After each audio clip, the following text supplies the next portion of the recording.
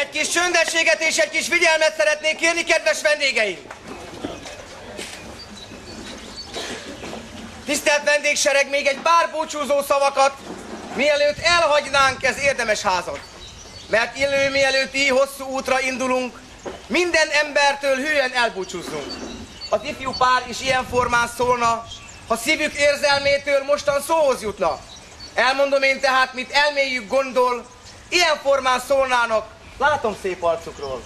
Hisz örömmel virrat ránk e szent reggel, örömmel üdvözöljük ártatlan szívünkkel, de most a lelkünket szorongás fogta el, mert a házasság útjára lépünk fel. Hosszú a mi utunk, melyre most indulunk, ezért hát Istenem, te hozzád fordulunk. Mert áldást és segélyt csak tőled nyerhetünk, add, hogy boldog legyen a mi páros életünk. És most drága jó szüleink, kedves testvéreink, egy kis csöndességet és egy kis figyelmet szeretnék kérni, kedves vendégeink. Jó napot kívánunk a kedves háziaknak, végére jártunk már a hosszú útunknak.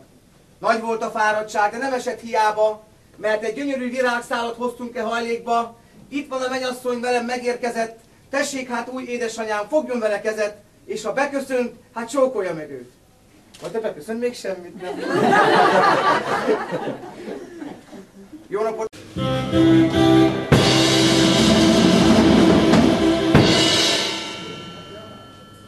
Tisztelt vendégsereg, amit látják, az asztal szépen meg van terítve, tányérkéssel, villával, kanállal díszítve.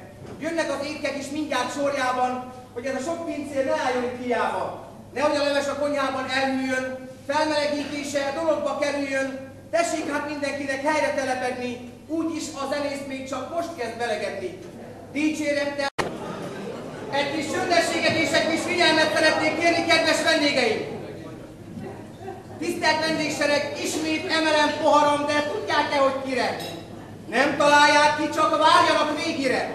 Hisz látom a szép nőknek élő bokrétáját, szerelmes ifjaknak szívbény rózsáját, makacs aglegények hallgatak reményét, boldog házasságok egy-két szemefényét, látom házigazdáink jókedvű családját, és ennek a pompás lakomának minden jó barátját, mindazokat, akik isznak.